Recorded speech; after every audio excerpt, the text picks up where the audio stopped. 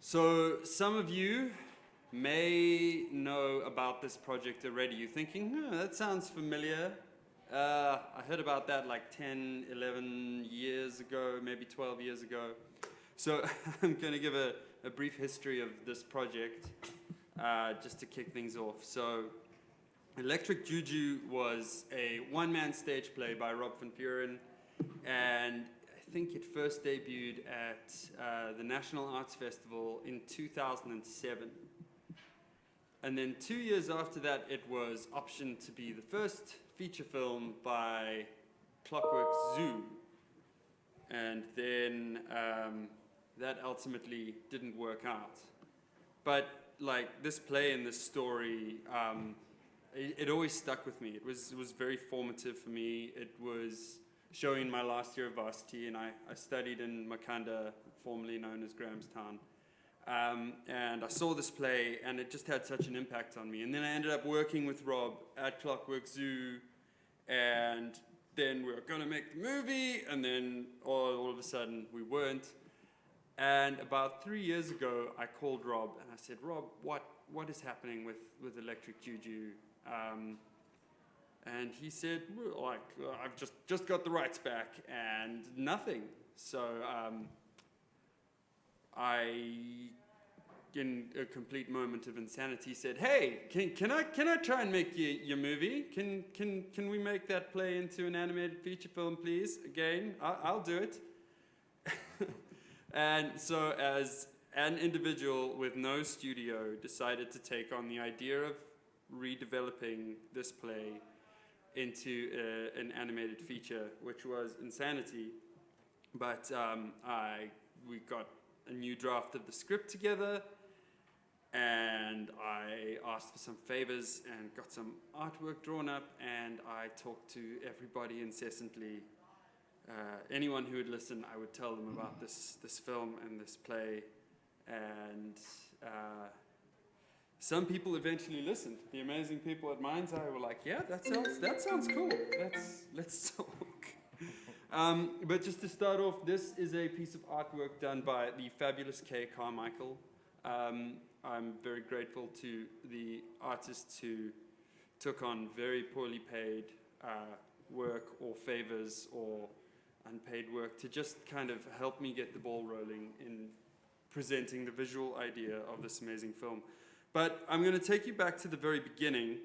This isn't a very well-planned presentation. This is the first time I haven't had to pitch this, and I just want to talk about it. So please ask questions and interact and all the things. But I'm going to take you back to the very beginning, where the story began, and show you how we...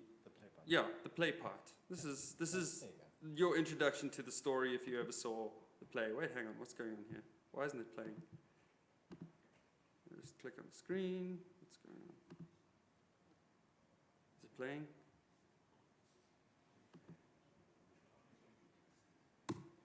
What? There is a special corner in hell reserved for the designer of PowerPoint. Yes, every time I try and click the play button, it clicks the slide back button. I try spacebar and it goes to the next slide. Enter. Next slide. And you double click there? Double click. Maybe let it go. No. You know what? Maybe.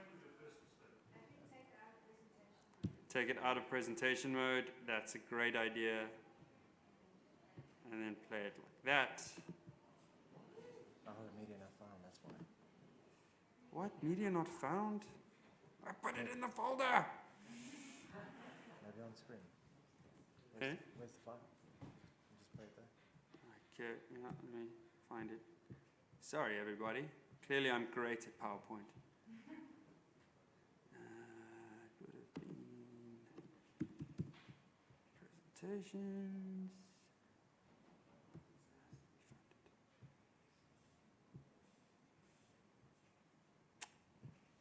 While Pete's looking for my very organized desktop, thank you.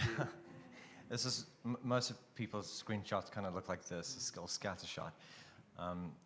While Pete's looking for the screenplay that inspired or the stage play that inspired the screenplay. The one thing I would say about Pete, and the reason why this film actually has a chance of happening, is because he's incredibly persistent. Where is Kay? I want to know how often he had to bug you to make this happen, all the different iterations, if she's here. But if not, but yeah, the point is that you have to be very, very persistent. You have to have a vision for the show, whatever it is you're looking to make, and just do whatever you can, endeavor anything it takes to help make that happen. And so yeah, we got involved in the works. We thought there was a perfect piece. We love being able to work on fantasy, and so for us it was an obvious mix.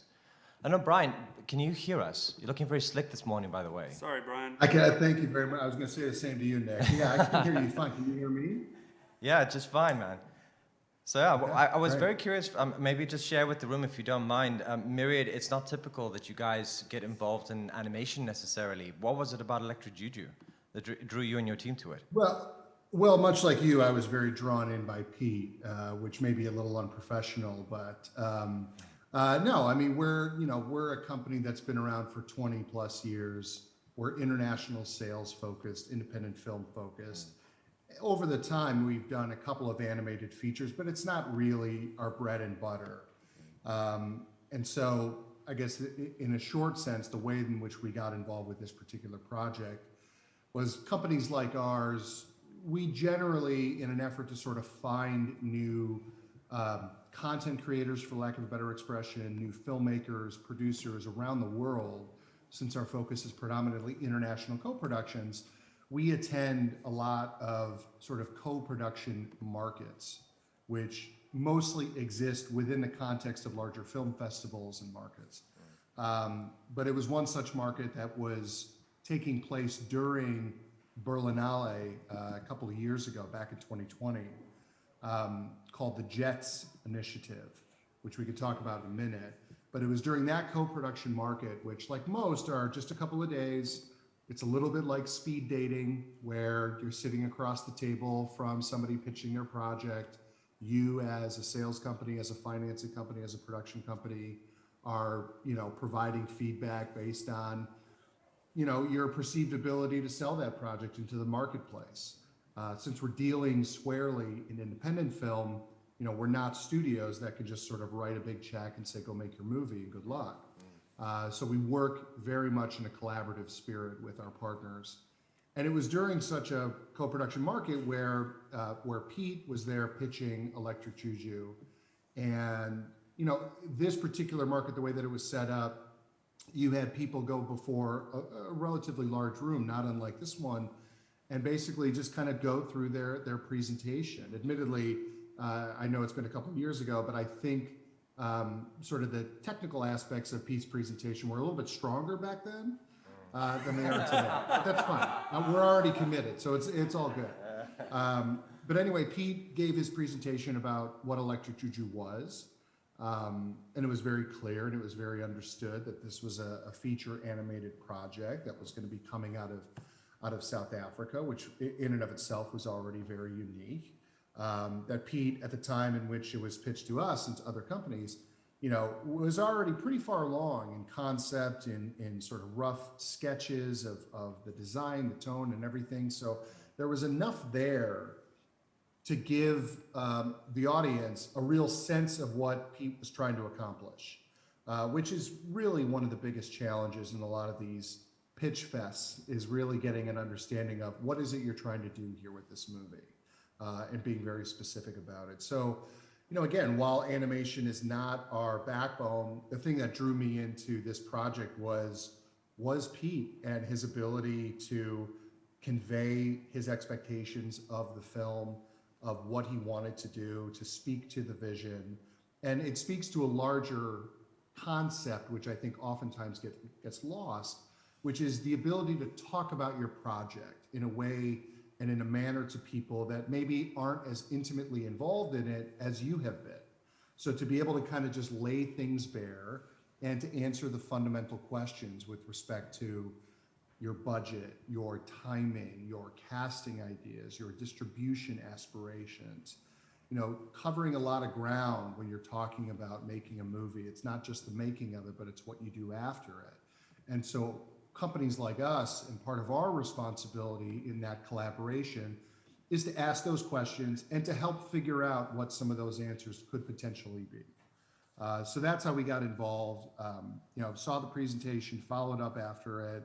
Pete and I had a couple of great conversations just conceptually about what the goals were.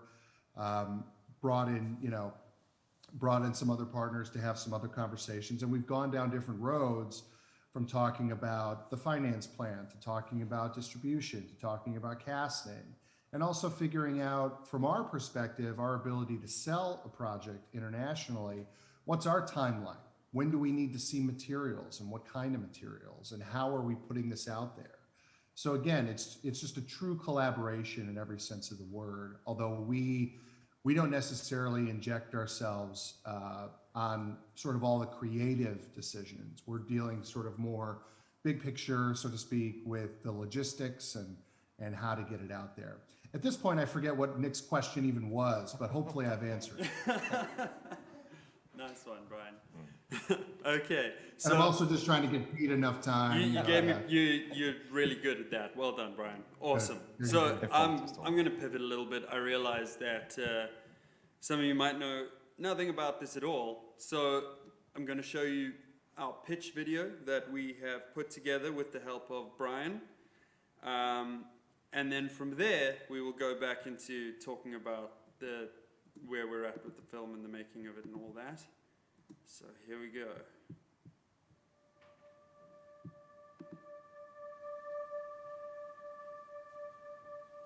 Hi, I'm Peter Donoghue, and I'm the director of Electric Juju, a 2D animated fantasy adventure film based on a play by Rob van Vuuren. Hi, my name is Rob van Vuuren, and I am the playwright of Electric Juju.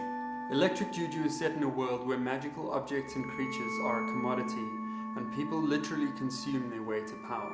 A crazy old man, lost in the desert, accidentally stumbles upon the last giant's heart, an immensely powerful magical object that puts him in untold danger. And it's up to Susan, an ordinary girl from our world who gets transported to this magical world, to help the old man protect the heart from Juju, a giant storm monster wizard, and his evil henchmen Fank and Grope.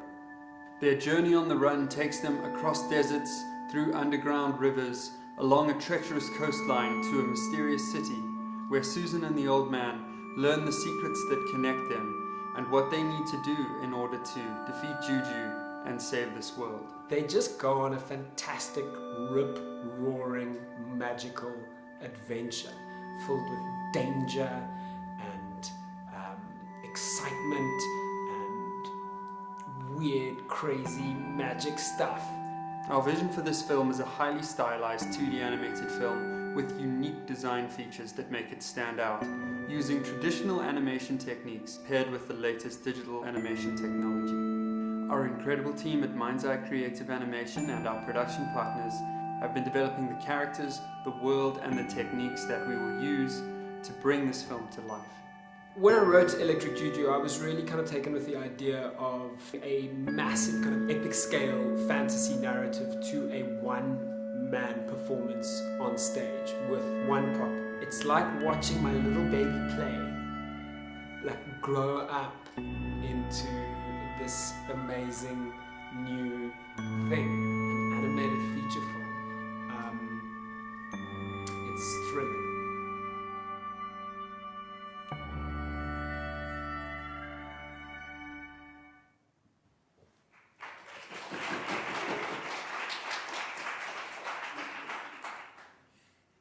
Yeah, so that saves me from having to show the stage play, tell you the story, you get a good sense of it now, and now we can continue. I don't have to describe Rob in the stage play, although that first experience in the theater, watching the story, is Rob looking like a disheveled crazy person, carrying this giant cumbersome object twice the size onto stage, and just making weird noises at you, and you think, what am I watching?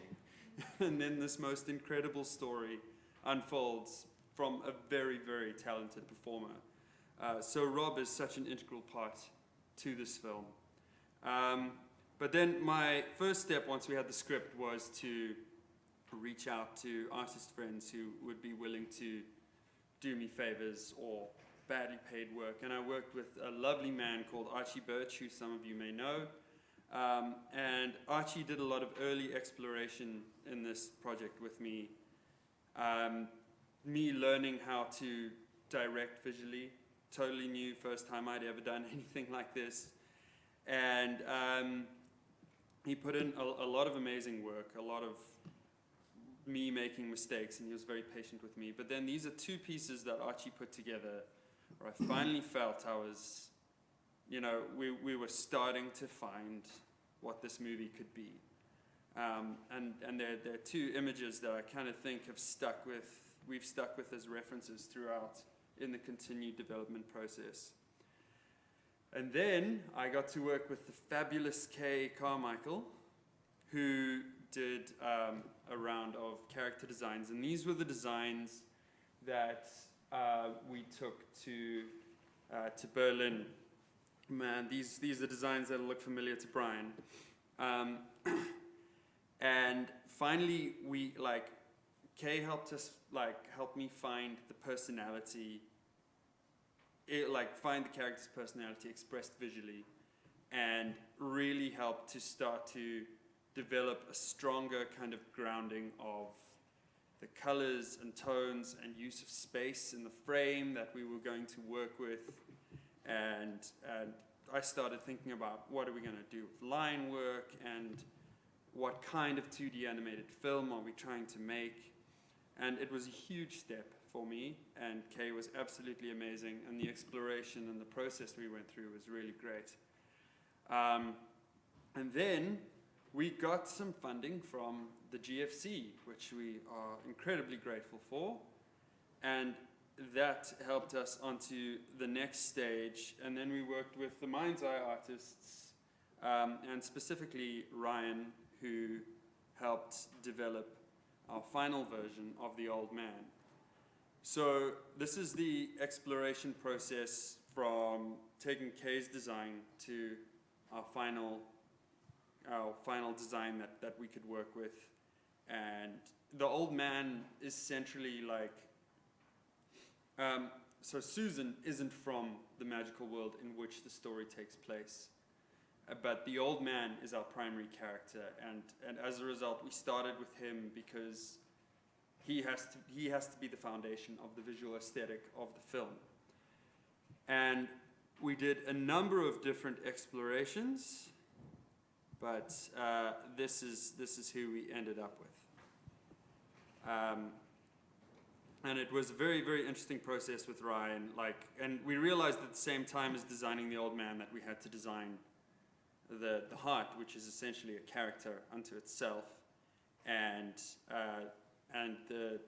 his key prop, which is this broken old paddle that he uses to kind of help himself along while moving through the desert. And from that, we then tried to build the foundation of our other characters, taking the design language we had built out with the Old Man. All the while, Nick looking over Ryan and my shoulder, making sure we weren't doing anything weird or crazy. Just keep the time. And then this was Kay's awesome design of Susan. It took a lot of exploration to get to this point.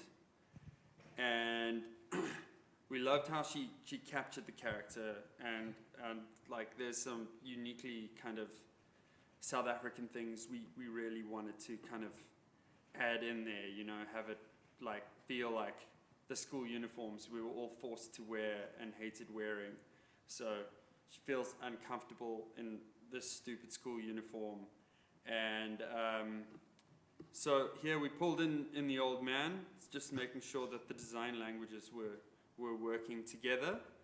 And then this was Ryan's first exploration of Susan.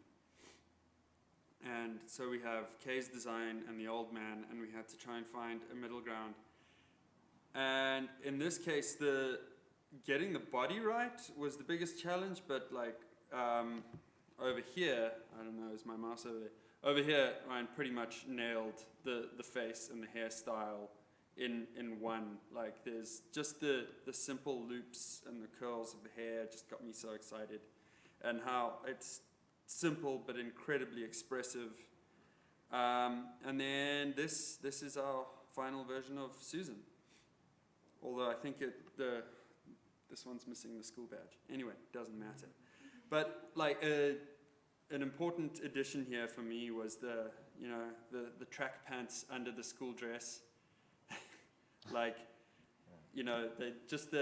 how the school uniform kind of gets transformed to like be within the rules, but just so someone can feel comfortable. And it just felt like such a uniquely South African thing. I don't think there's anyone else who would ever be dressed in a school uniform like this anywhere else. And then here are Kay's designs of Fenk and Grope, which are really awesome. So in the play, Rob describes Grope as a blunt object and Fenk as a knife. And I just feel these two came across so nicely. And they have this weird thing, we wrote it into the script, where Fenk rides on Grope's back, kind of like a horse, but Grope runs like a gorilla. So we were trying to find like unique ways to make them move that would be distinctive and memorable. And then here are our final concepts of Fenk and Grope, or coming along. I say final, nothing's final until the movie's made, let's be honest. And then, let's look at some more artwork. So, some more of Kay's designs and Archie's early designs.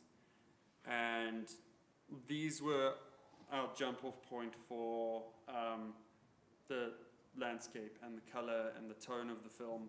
And in the film, we want the sky to almost be a character and work synonymously with the music score. We can then make it very vibrant and colorful, and it can passively reflect how much danger Susan and the old man are in, and just kind of capture the mood of the piece and the kind of the pacing of the narrative. So these were some early color explorations from the Mind's Eye team, particularly from Yael, who's just amazing. And then we have some additional concepts of, at one point, Susan and the old man end up on an underground river paddling on the Heart, and these magic glowing cricket fish fly around them and light up the caves. And this is how we are currently imagining that scene. And then beneath the mysterious city they end up in is a vast expanse of catacombs and lost luggage. And this is how we imagine the giant vast catacombs. And then at one point Susan finds herself invited to a dinner party where she is on the menu. And these are the carnivorous dinner guests. I love this image. I find it so creepy and visceral and fun. And that is as far as I prepared. I just wanted to show you guys some of the artwork and the visual style we're exploring, what we've put in so far. Where we're at in terms of the production is Mind's Eye came on board. I think we chatted at Annecy in 2019 and then continued to chat from there. And then we applied together for the Jets at Berlinale, where we got accepted. We were one of 3 South African projects out of a bunch of entries, and we felt very grateful to be accepted to that competition. And that's where we met Brian. So for any of you who are looking to enter competitions and pitch, and you are accepted to, you have 100% miss on things you don't apply to. So apply for everything you think can kind of work for your project. You don't have to win. You don't even have to be accepted sometimes. You just have to have people see your project. We didn't win Jets, but we got to present our project to the right person. And Brian has been an amazingly supportive partner on this film and has really helped us move the production forward. With the GFC funding, we were able to do this exploration, and we have also made a 1-minute proof of concept animation. And then all the other financial stuff I don't fully understand, so I trust Nick and Brian. I sit in meetings and I pretend to understand 50% of it and understand 10% of it. And Brian is laughing, and that's fantastic. But it's an amazing team who are really passionate about trying to put together the financing plan to make this movie, and we all really, really believe in it, not just as an artistic endeavor, but we believe in its commercial potential. We believe the story can transcend the idea of an indie film that doesn't make any money. We feel the story can reach broad audiences, but it's still at the same time it's epic and intimate, and the medium of 2D traditional animation is just the perfect medium to tell this story. And I feel very, very privileged to work with these amazing people who believe in the craziness I talk, and to work with artists who I send terrible pencil sketches to, and they send back beautiful work like this, which just blows my mind and makes the project better at every single stage and informs the story even more and makes it more and more interesting and something I want to do more and more every day. So that is where we are at, and are we ready to see some animation? Like, haven't been able to show people this for how long? A long time. This is it's going to be very fun. All right, I'm going to go hide in the corner.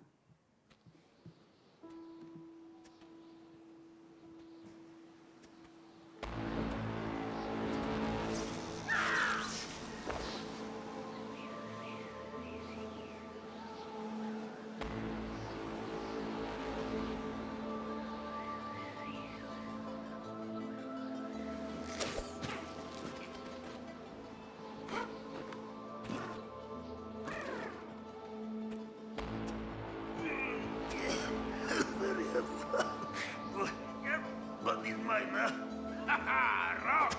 Raphael, what do you make of this, huh?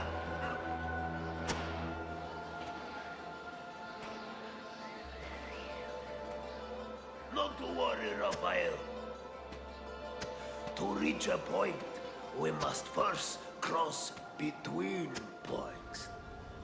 Yes! We go!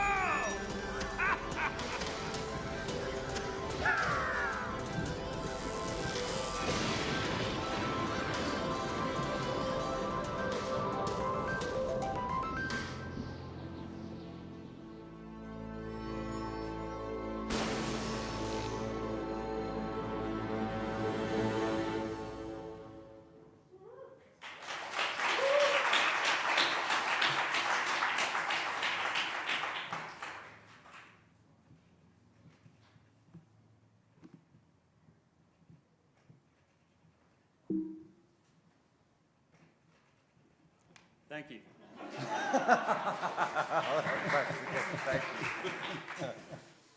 Okay, I think if you guys would like, does anyone have any questions so far based on what you've seen about the journey that we've undertaken so far, about the project itself, from the artistry, from where we're going from a narrative point of view? If there are any questions in the room, feel free. Otherwise, it's going to have a back and forth between Brian, Pete, and I, just speaking aloud. It'll be like our bi-weekly Zoom meetings. Yes. Thanks for the roaming mic. Hi, so I would just like to ask you guys, what has been the unique challenges of taking something that is predominantly dialogue-based and making it now more visual? Because one of the things about animation, it's been like visuals first, dialogue later, and now this one has come purely from a stage play, which is predominantly dialogue. So I'd like to hear more about that. Yeah, that's a great question. It's like when you see the play, it's there is certainly some visual information, but it's mostly this amazing work of theater of the mind. But like you watch this play and you immediately see the movie in your head. It's even though you're not working off any artwork to begin with, it's a very unique experience. So you walk out of seeing that experience and you are immediately inspired. You're like, this has to be an animated movie. But yeah, developing the the visual language was a big challenge where I'm not an artist. Just a writer and wannabe director. So it took me a long time to learn how to work with talented artists and learn how to kind of translate aesthetic ideas, but then also trust them. Like, I think the biggest steps we took in developing the visual style was based off of things I wasn't expecting from what the artists came up with and was then inspired by.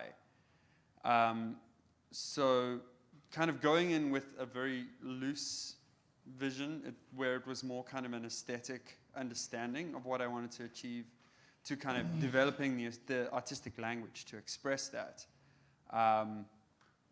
It certainly was a challenge, but I think I was very lucky to work with Archie, with Kay, with Ryan, with Yael, and with the rest of the teams at Mind's Eye, who I learned it was less about me kind of directing them, say, draw this or draw it like that, and it was more me getting them inspired by the story and then talking about the references in relation to the story, where once they fall in love with the story, it's much easier for us to have that conversation around what works for the character and what doesn't, and what works in the design aesthetic and what doesn't. I hope that answers your question. Right.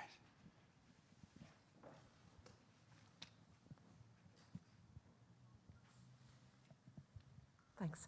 I wanted to also just speak to that question in that Electric Juju remains one of the most brilliant stage performances I've ever seen in my life. And it's physical theatre. And Rob, it's a one-person play, but he performs all the characters and you forget who it is on the stage. He just transforms into each of those characters. But it's physical performance. It's not dialogue. It's not a normal character speaking to another character. He performs characters, and they're physical, and they're facial, and they're sounds. And I mean, by the end of the play, he's just pouring with sweat. And but it still remains now one of the most profound physical theatre experiences I've ever had in my life. And I'm so happy for him and for the story that you guys are taking it forward. It's just awesome. So that was very much sort of theatre for adult, though. I mean, it was quite scary. So who are you aiming this at in terms of the film? Is it going to be a family film, or do you have a particular age for your target audience? Yeah, no, this is not an adult movie. I think it's not for young families, but it's a family movie. Okay. I don't think we get in the realm of being any scarier than like a Harry Potter movie or anything. Okay. So it's very much a family movie, but you're right, it is a fantasy movie with a little bit of a darker tone at times. But the script is packed full of jokes, and the dark moments often find levity with jokes very quickly afterwards. So it's very much a family movie. We wanted to reach the broadest possible audience without kind of compromising the integrity of the source material. Yes, Brian? Sorry, can I jump in on this answer as well? Please do. So I think it's a really good question, whether or not, like, who the audience for this kind of a movie is. And, the one thing that I'll say, part of what we have to do in the industry is really sort of stay on top of where the trends are, of what projects, what genres are working, what are not working, where are they working, And one of the things that has, I think, matured over the last couple of years, especially in the world of feature animation, is the level of sophistication. I've got, kids, a 13-year-old and an 8-year-old, and the kinds of animated movies that they respond to at those ages are much, much more sophisticated than like The Little Mermaid and Beauty and the Beast when I was their age.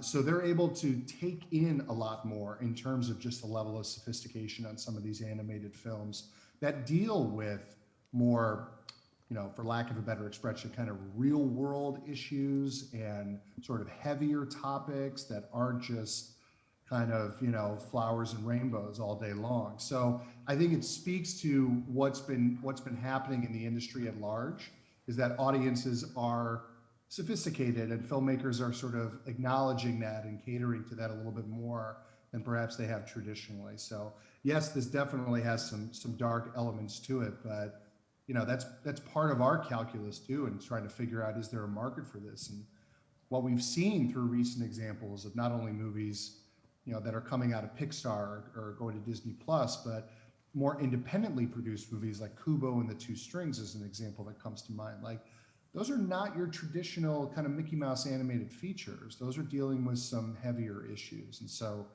we feel that this is right in line with what those offerings represent. Well, that's great news for me because, my project goes quite dark as well. So, yeah. So well done, guys. The artwork is looking awesome.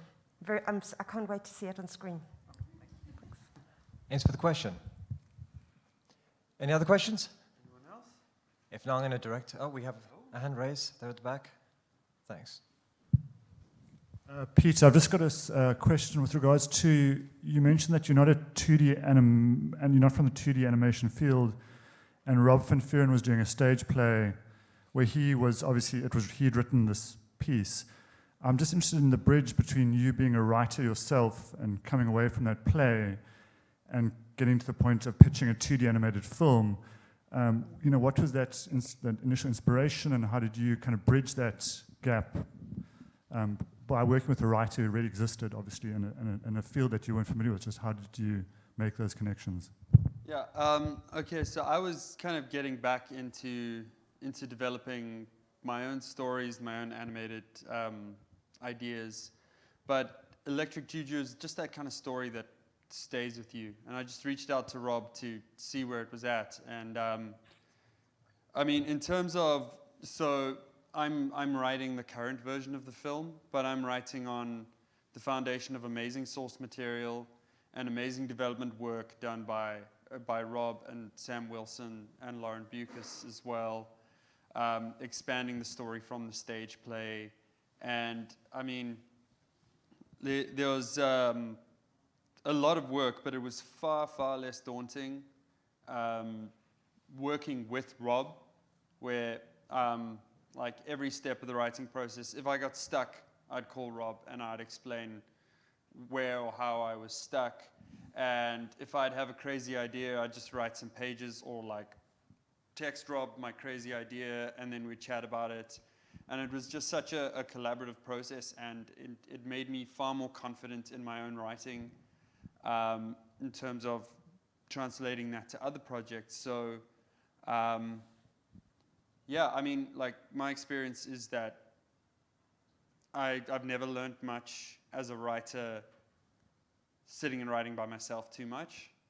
It's normally when you share your work, or you work with other people, especially people that you hold in such high regard, like the play and Rob, and that it makes you so much better at what you do. So I'm very grateful for that part of the process. Just getting to write a draft of the script, I feel I grew a whole lot as a writer. So it was very daunting, kind of, but I was also so naive. I was like, hey, Rob, can I try? Can I at least try to like get people interested in let's make this movie? Had no idea what I was taking on, but the more I realized what I was taking on, the more kind of inspired and engaged I was with what it could be. So I hope that answers your question. Hope I didn't go on a tangent too much. I do that. Cool. Any other questions or should we continue to talk about building finance models and things?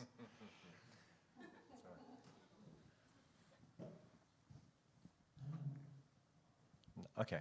All right, well, anytime anyone has any questions, just please raise your hands and we'll get to you as a priority. But Brian, what I was thinking is what might be interesting to everyone here maybe is, because you've actually attended a few markets, and I know that Berlindale and American Film Market are two of your key. Do you have any reason to be optimistic about animation, especially in the feature space, or from a series point of view? No, it's going to be pretty bad for a couple of That's years, bleak. I think. Okay, guys, quit. You heard it.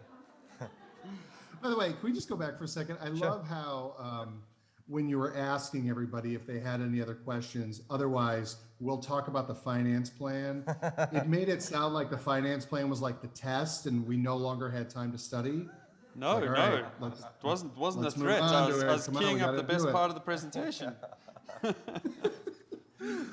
No, to seriously answer your question, Nick.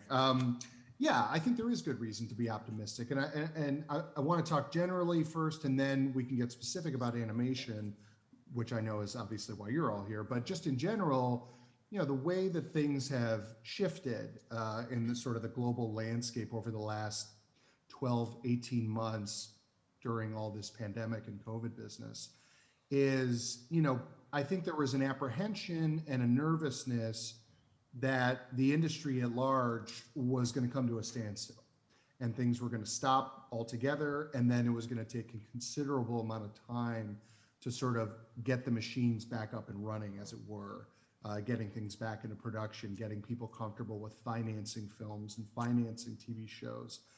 And I think what's borne out, at least so far, is we've seen that not everything has come to a complete, screeching halt. Things have just shifted. And some examples of that are, the studio system, obviously, they have had to press pause on a lot of their activity, which obviously is problematic because they're working on larger budget things, they're working internationally, they're providing jobs to a lot of people. All of those things are obviously terrible to sort of suddenly be lacking. But on the flip side, and part of the reason to be optimistic, is that what it's done is that it's opened up the floodgates a little bit for independent content, independent film, independent television, people that are working, for lack of a better expression, sort of outside of the studio system. Because now that the studios are sort of on the sidelines somewhat, meaning that they are not taking up a lot of the resources that you would normally have to compete with locations, with getting your crew, with all of those things. Now it's given independents a little bit more freedom and a little bit more wherewithal to get active and to be proactive in moving their project along. So that's a source of optimism. And I think as we venture on to the next 6 to 12 months, as you start to see studios get back into business a little bit more, meaning that they're doing new productions and not just simply finally releasing the things that have been sitting on their shelves, I think you'll find a little bit more equitable or a little bit more sharing of some of those resources that I talked about lacking in the beginning. So it's optimistic from an independent standpoint, which I do think is really good. We're now at the point as our company is of getting a few productions made during these conditions and these restrictions, more importantly. So getting an understanding of what sort of the new normal is with film production, not just animation, but in general, in terms of additional costs and considerations that you have to factor in. Obviously, there's a lot with respect to live action, but even animation or even, documentaries, things like that. Every genre is going to be affected permanently going forward. And oftentimes what that boils down to is just you have to add a line item into your budget to account for X, Y, and Z. But I think speaking to the question in a more specific sense in terms of animation, what this has done, at least for American audiences, which is what I can only really speak to confidently, is that it's really given us a treasure trove of new content that otherwise would not have been able to sort of break out as things have. Now, granted, you don't have much by way of theatrical, so you're missing out on some revenue there, which makes me cry every now and again. But more importantly, For you as filmmakers, as creators of content, you now have more outlets than you've ever had. The challenge, obviously, is having something that will stand out from the pack, that will get people's attention, get people's focus, because now you're operating into a much larger pool of content for video on demand or for various forms of television.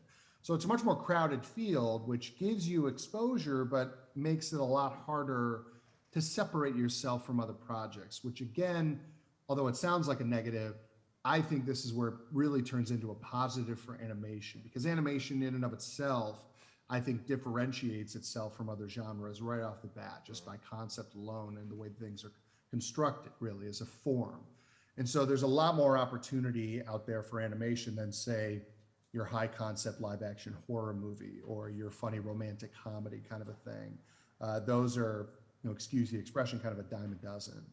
And the other thing too, which I kind of skipped over a little bit, but in terms of access to outlets, the Netflixes of the world, which some of you may have listened to during some of the sessions the past couple of days, and also Amazon and Hulu, all of those different platforms in their own way have an appetite for animated content. And this is not just coming from studios. This is independently produced. And you need to look no further than just, if you scroll through the offerings on any of these platforms, you'll see a lot of foreign language titles and projects that just look really kind of far afield that otherwise you would never have access to as a viewer. So I do think that there's a lot more opportunity out there for animated films, is really what I was trying to say from the beginning, but just went off on a tangent. Yeah, but I think that was a very formative tangent. I was also very curious because Myriad isn't, you guys don't typically get involved in the creative like you were saying earlier, but you did with Juju. You and your team, you gave such great, positive, creative contributions. Well, that's true. To projects. Well, yeah. I mean, I think it's pretty obvious that Pete needed help, so that's why we... Still do. That's a joke. No, that's a joke. No. That's a good observation. I think for us, we're not, as much as people in Hollywood like to think of themselves as all-knowing in every aspect of the entertainment business, we're pretty pragmatic when it comes to that. I mean, we're a small company to begin with, so we're less than 10 people anyway. So we're already sort of programmed with this mentality of wearing multiple hats in the creative process, in the process in general. I think for us, it's not so much about giving specific feedback on things in the script or the way things look visually. I think our perspective is unique in that we are always thinking about the international marketplace. We are thinking about the people that we do business with, which are international distributors. So we're always thinking about what those people are looking for, what kind of content they are buying, what they need to put into their local movie theaters. And we get that information and that feedback from them by attending these markets every so often, by just interacting them in the course of day-to-day business. So we attack any project in the same way, looking at that perspective of what is going to make this project the most commercially viable in the international marketplace. And answers to that question change all the time because the market changes all the time. So in the case of Juju, what's unique about it, and what I think is actually kind of cool in terms of just a property that we're a part of, is that normally if you're selling like an adult drama, you're going to sell that adult drama based on who your cast is, and people are going to buy that adult drama, not because it's an adult drama, but because it's an adult drama with Charlize Theron or Sandra Bullock or Nicole Kidman. That's what they're buying. Animation obviously is very different. It's always great to have celebrities or someone that has a name that lends a voice to your characters. But at the end of the day, the biggest selling point with animation, at least from an international perspective, is the animation itself. I mean, yes, story is always very, very critical, and we don't try to short shrift that at all. But when you're talking about animation, the first, second, third, fourth, fifth question that distributors are going to ask of us is, what does it look like? What is the level of animation? What is the specificity of animation? And not everything needs to be Pixar. And as we've seen over the last couple of years, not everything is. 2D hand-drawn animation is kind of having a little bit of a moment, a bit of a resurgence, as we've been just kind of moving forward in terms of development of different kinds of animation and the way that it looks, and sort of going to this hyper-realistic view of everything. Now you're, call it nostalgia or whatever, but now you're starting to see a little bit of a throwback to some earlier forms of animation.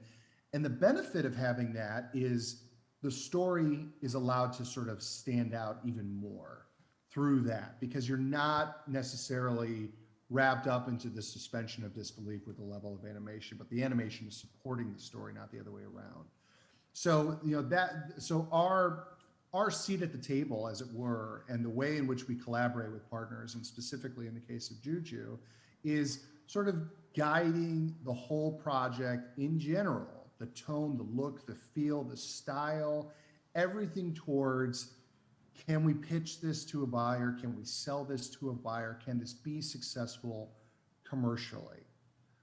And we get to that point and we sort of massage the project in that way by asking a lot of the questions that some of you in the audience are asking today. Who is the audience? What are the challenges that you face with, adapting from one medium to another? And so we're considering all of this and having these conversations collectively. Great. One of the other things that occurred to me is when it comes to sales and distribution, one of the assumptions is the fact that you have to attach A-list talent. People who have massive, massive international profiles. And only if and when you do, does your film have a chance of surviving. And I've been very happily surprised to learn that that isn't the case, at least not in your experience. And I think you're quite open-ended in terms of the talents that we actually attach to this project. You want to talk a little about that? Yeah, so that's a good point. I mean, talent is tricky, to say the least. Attaching talent to any kind of project can oftentimes be a bit of a time suck, excuse my expression, because you can get really bogged down in that process of checking availability, seeing if there's interest, making offers, understanding what that offer looks like, putting a time limit on that offer so you're not waiting months and months and months to hear back from so-and-so's junior agent, only to hear a no, and then you've wasted whatever. So, the casting process is a labyrinth to begin with. Now, for animation, it's a little bit different. As I said, you're not selling it based on who your lead voice is. You're selling it based on the animation itself and the quality of the storytelling through the animation. So part of the challenge is, all right, you can't sit in a room with somebody and say, we're doing a Nicolas Cage movie, which is a joke, obviously. But you can't say like, I'm doing a Nicolas Cage movie, and the person that's at the other side of the table says, okay, I know exactly what that looks like then. When you're talking about animation, from South Africa, which maybe not many people are as familiar with, you have to give them a representation of what that is. So part of what we've been working on and what you all just saw in terms of that little video presentation, which was sort of a combination of the evolution of the animation for this particular project, from initial sketches to actually full-blown color correction, sound correction, all that good stuff, mixed in with the creators, the real visionaries behind the story, explaining what the story is.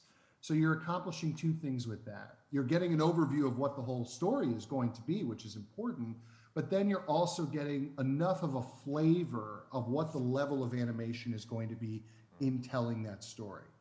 That's it. That's really your strongest selling points. Whether you have a voice of somebody that you recognize or not, it really doesn't matter in terms of the sellability. Now, obviously, sure, if you've got, Dwayne "The Rock" Johnson as the voice of your character, and you know that he has a first look deal with Netflix or with Universal or whatever, that obviously sends your project down a particular path.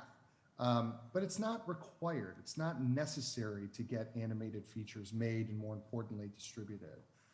You really just have to kind of play to your strengths.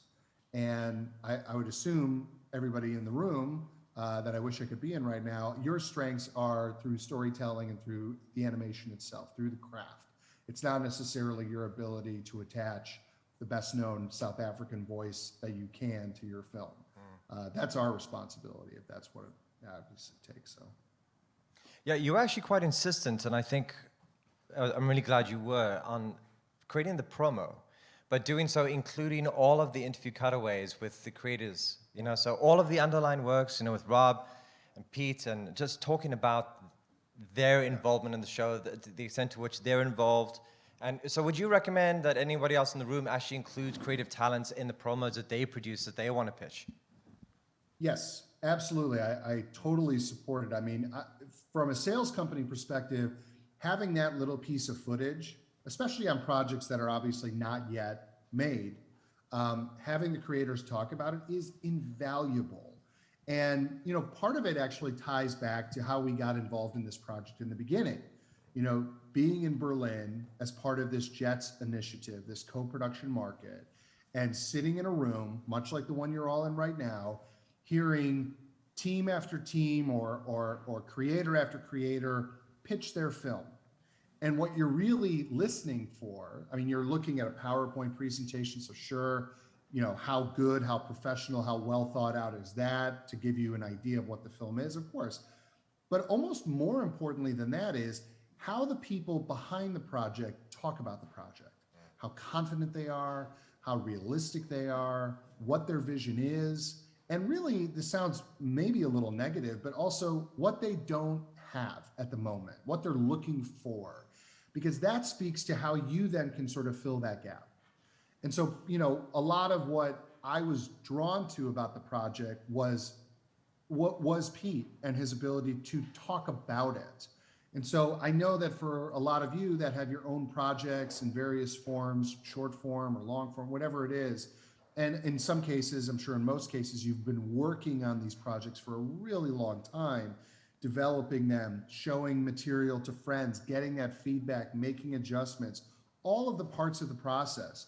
It's hard sometimes when you're that far in to take a little step back and be able to talk about it to somebody that knows nothing about you, nothing about your project, nothing about your industry. And I think it's important to be able to constantly have to go back to that, because the more you talk about that, the more you establish the language of your project and can speak to the language of your project, the more effective you're going to be in communicating what it is you want from potential partners, whether it's sales companies, finance companies, production companies, or even cast, people that you're trying to get interested in your project. Your ability to talk about it, and it's your ability. It's not hiring a third party to pitch your project or anything like that. It's your baby. That really is going to serve you well and take you farther than I think you probably realize. Wonderful. Thanks, Brian. Well, I think I'm very mindful of the time, being my own timekeeper in this case, for the sake of the organizers. So unless anyone has any other lingering questions that they want to have answered now, I think we should probably call the session to a close.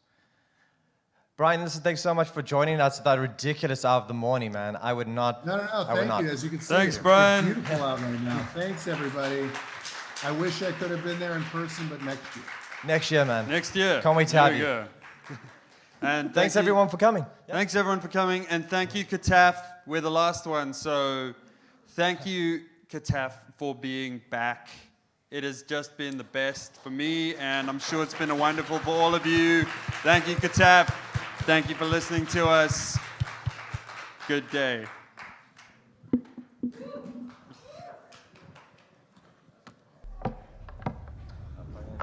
Staticus.